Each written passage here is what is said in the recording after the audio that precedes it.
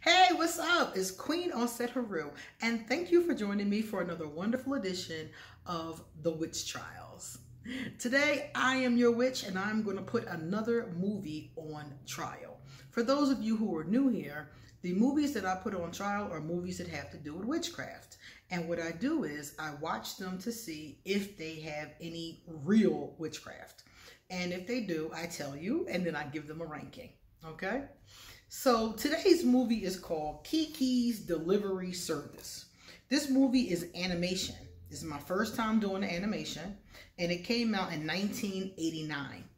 Now, this is the thing about this movie. I did this movie because so many people recommended it. When I asked for which movies, this movie was always in the top 10. It was online. It was in my poll. Several patrons, two patrons mentioned it. It was very highly recommended. And I could see why, because it's a movie about a witch. So I wanted you guys to know that's why I did it. I had to. I was like, oh my goodness. And there's also another one that's about magic. It's a couple of them actually. So I might end up doing others by the same gentleman who did this movie. So Kiki's Delivery Service is about a very young girl. So I'm going to give you a summary about it, and then I'm going to give you the virtues and the vices. First of all, I want to tell you guys, this is going to be probably the shortest episode of the witch trials you have ever seen. And the reason is because Kiki's Delivery Service is a really cute movie, but it's a short movie, and there is, like, honestly, the plot is very basic. It's a very basic plot, and even though it is a movie about a young witch, as you're getting ready to find out, it's lacking a lot. So let me explain. Kiki's Delivery Service. Okay, so Kiki is a witch. She's 13 years old. And at 13 years old, which is actually a very common age for rites of passage to occur. So it makes sense to do it at 13. But at 13 years old, Kiki and every other witch has to leave home in this universe. They have to leave their home, and for 1 year, they have to live on their own. Which I found to be I was like, I couldn't imagine my 13-year-old daughter getting on a broomstick with with a backpack on and a cat and flying to another seaside town and living there. I would have been a nervous wreck. I couldn't even imagine. But anyway, this is what happens in this universe. So at the beginning of it, you see Kiki talking to her family, and it's time for her to go. She gets her stuff. She gets her cat. Her mom gives her a broom. She wants to take her own broom that she made. Her mother gives her her broom because it's more reliable. She finally agrees, leaves on the broom, flies around, can't fly that well because she's just learning. And she finds a town by the sea, because she always says she would find a town by the sea. And she goes to live in this town and to be the town's witch. There's no other witch there, so she figures it's a good place for her to learn at. So she comes to this town, and everything that happens is like she just stumbles. She stumbles across a new friend. She stumbles across some place to stay. She stumbles at the place to stay at a job, you know. So the whole movie is really about her rite of passage. It's about her finding herself and finding some friends in this new town. So she does end up finding a woman, a pregnant woman, and the woman hires her at a bakery, and she starts to deliver. That's why it's called Kiki's Delivery Service. She works at this bakery, and she delivers bakery goods, and she delivers for other people. Personal things, like you can call her and ask her to deliver a pie to your cousin or something like that. So that's why it's called Kiki's Delivery Service.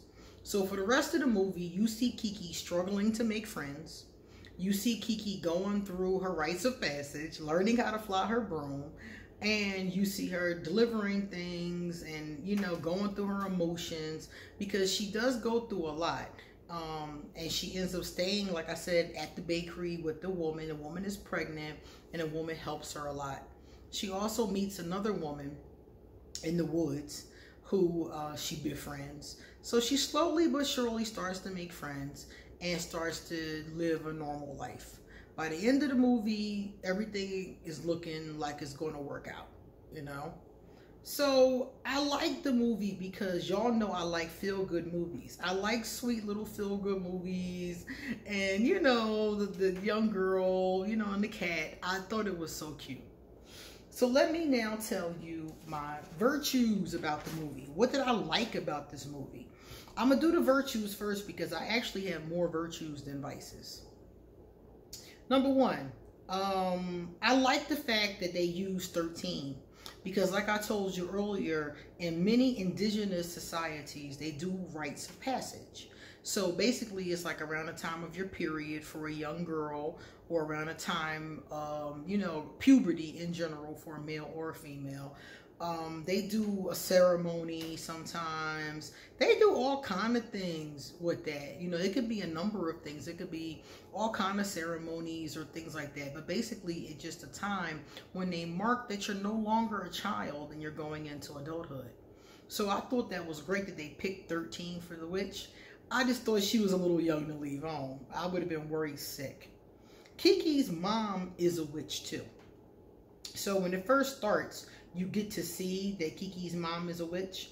So at least you have a little bit of understanding that in this universe, witchcraft is passed on through the families. Number 3, the importance of having a good heart. One of the things that her mom tells her, and I think her father might have told her, and you know, you get the message throughout the movie, is that it's important to have a good heart. And you often hear light workers, people who, you know, are what we call white witches, or people who, you know, are witches who are on the lighter path, the white path, I'll call it. Those of us, we always talk about love and light, having a good heart, having a loving heart, being a good person, helping other people, not hurting people, especially with your magic. So I liked it that Kiki was encouraged up front to be a good witch. Basically, not to be out there hurting people in the street, which she definitely did not. The next thing I like is that her mother, remember I said her mother was a witch. In the very beginning of the movie, her mother is making potions.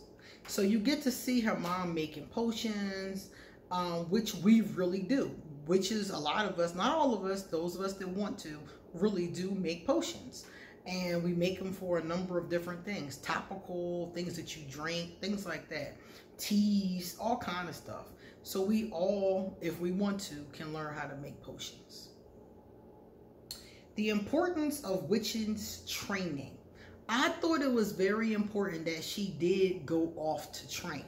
And they talked in the movie about training several times. And how important it is for a witch to train. In modern times, I hear a lot of witches talking about how basically they don't have to train. Basically, they can just pick up a book or not. Just go by whatever their spirit wants to do or not, you know. They kind of just like wing it, basically, a lot of them. And I've come across this a lot online, and I'm like, okay, so somebody will come to me and they'll say, well, I'm a priestess, or I'm a witch, or I'm a shaman. And I'm like, okay. And the first thing I ask, because I'm a scholar, is what tradition did you study? You know, what did you do? I wanna read it too. And so many times they've read nothing. They've studied nothing. They know nothing. And I'm like, so you're calling yourself a priestess because you collect crystals? like what? And 9 times out of 10 in those cases, they don't know anything about the craft. They've not been trained at all. They couldn't tell you a moon phase. They couldn't tell you one herb from the next one. They haven't been trained at all. And it's really kind of crazy because it's like, if you haven't been trained in something, how can you say that's what you are? So I really like this movie pointing out that it was important to train. For example, you wouldn't call yourself a mechanic and you've never taken a class or a book or took apart nothing. You know, you've done no kind of independent study, no formal, no informal study. You've done nothing, but you're saying you're a mechanic. So it's the same thing with witchcraft, but people don't tend to think so because of the fact that it's not something that's mainstream. So right now, a lot of people that I come across, it's very trendy, it's a fad, and it's something that they really aren't serious about. And they get angry with me when I point that out. You know, when I point it out, Aquarius always pointing out something we shouldn't point out. But when I point that out, it's not because I want to be rude or nasty to them, but it's because I want to see them do well in their craft. So if you're going to do well in any craft, you need to study. And this, they really did show the importance of that in this particular book. I mean, this particular movie. Witches are normal in this universe. Another thing that I really liked is that in this universe, witches are totally normal. Like, being a witch is not unusual. They talk about them, like, they don't see them all the time, because like when Kiki first gets to the town, they haven't seen a witch in quite some time. They're all in awe of her flying around, you know, but they're open to it. They're not trying to burn her. They're not trying to catch her and kill her, you know. They're open to it. And people are, you know, people are kind to her. Not everybody, because you got some cattiness and some cliquishness, but people are kind to her. They're, you know, the lady takes her in. A young boy tries to befriend her and get to know about what witches are, you know. So in this universe, witches are not condemned. They're accepted. They're understood. And it's like they're okay with it. They want to know them. You know, it's not like they're like afraid of them. They're not afraid of them at all. They don't hate them at all. They don't think there's anything weird about it. It's just like, oh, she's a witch. Cool. Hey, hi, Miss Witch. You know? And you're sitting there like, okay, that's what's up. So it was really cool as far as that's concerned. I love the fact that they're very loved and respected in this town. Also, her mom is like making tea or something for this woman and helping this woman, you know, heal herself. And the woman is so happy and so grateful, you know. It's like a very positive relationship between the common folk and the witches, as it should be. Now, what are my vices? There's only 3 things I don't like about this movie, and I don't even dislike them. They're just not accurate, you know. Flying on a broom. Kiki spends most of the movie trying to learn how to fly her broom. And witches do not fly brooms. We use them in rituals. You symbolically cleanse a space with the broom. Sometimes you'll see them hung up as protection. Like, different people have different beliefs about the broom. It's a whole thing. You know, you can Google it. You can read about it. So we do use the broom. And I noticed in African American culture, my ancestors used to do a ceremony called jumping the broom. When they jumped the broom, it meant they were married. So even in modern times, some people still do that old ritual that our ancestors used to do. Now, these, cultural, ritual kind of things are very common, but we don't fly the broom. And so much of the movie was taken up with this unrealistic portrayal of witchcraft. As a matter of fact, that's the only thing Kiki really did, which leads me to my second vice. There's no witchcraft in this movie. That's the only thing, the biggest thing I don't like. Her mom does witchcraft. Her mom, you see her making potions. But that's it. You don't see nothing else. Kiki doesn't have a cauldron. Kiki has a cat. That's it. There's no, she doesn't have a cauldron. She doesn't do any magic. I think she might cook some food at some point, but she doesn't do anything other than learn how to fly her broom. There's no spells. She doesn't have any candles. She doesn't have a book of magic. She doesn't have any herbs, no oils. She doesn't have any crystals. All Kiki has is a broom and a cat in a black dress. which also is like, okay, a lot of witches do wear black because black is the color of protection. So a lot of us do wear black things, black crystals, black cloaks, black outfits. But in Kiki's case, it's like, that's all. That's it. It's like, where's all the other witch stuff at? And where's her training? She's training. They're telling you it's important for her to train, but she doesn't do any witch training. It's more like conflict resolution training and learning how to make friends. That's the entire movie. So we never get to see Kiki really use her powers other than learning how to fly a broom, which witches don't really do. And my third vice is, her cat talks. Now, this is very common, very common. Almost every movie you see with a witch, she has a talking cat or a talking something, a talking bird, a talking something. And we do have familiars, we do have animals that are special to us, and they do communicate with us in a lot of ways, but they don't talk. Their communication is either spiritual, telepathic, maybe, the same way your cat or your dog communicates with you, that's how our familiars communicate with us.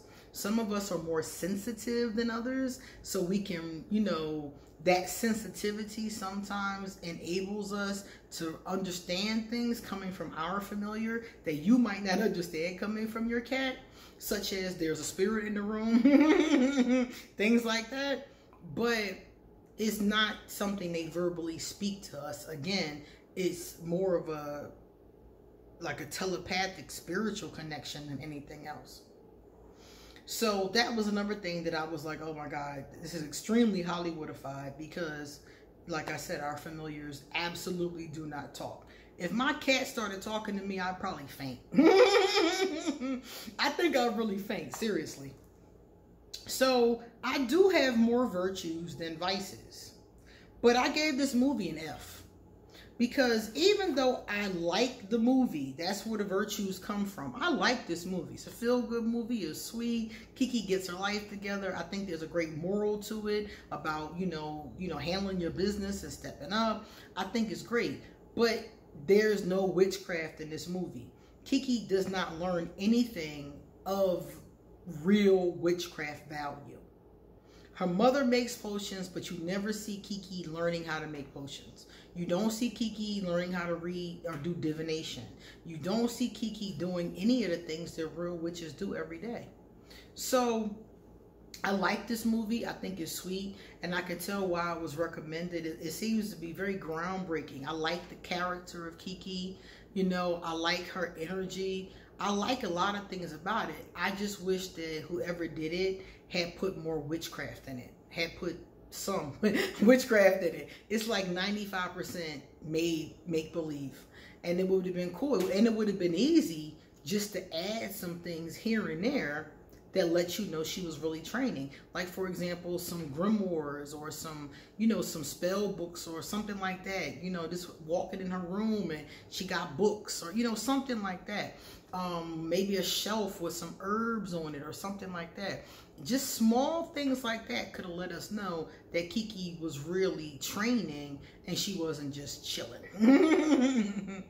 So that's the end of my my review on Kiki's Delivery Service. I like the movie a lot, but it is an F. There's no witchcraft accuracy in it. And even though you do see her mom making potions, it looks more like a chemistry set than how it looks when I make potions. When I make potions, I'm standing in front of a cauldron. There's all these herbs and bags and jars next to me on the counter. There's an oil base or an alcohol base or whatever I'm going to put the herbs in. And it looks more like cooking than chemistry. So to me it was like, okay, at least she's making potions, and she calls them potions. She says that's what she's doing. But at the same time, I would like to have seen Kiki, who's supposed to be training, do more witchy stuff. So if you want to watch this movie, watch it. It's great. I think they said it's for 7-year-olds and up. So that's almost any age group. And it's a wonderful way to teach children tolerance. That's what I would use it for. If I was going to show it to my grandkids, maybe I'll have grandkids one day, I would use it to teach them tolerance. Tolerance for different types of people and the way that they embrace Kiki into the community. So things like that. But if I wanted to show my grandchildren witchcraft accuracy, I wouldn't show them. I wouldn't show them this movie. I would show them something like The Craft or, you know, Practical Magic or something like that. I definitely would not show them this movie. All right, guys, it's time for me to get going. Thank you so much for being a patron. Thank you for being here. And I will see you next time because I have a lot more to say. See you later.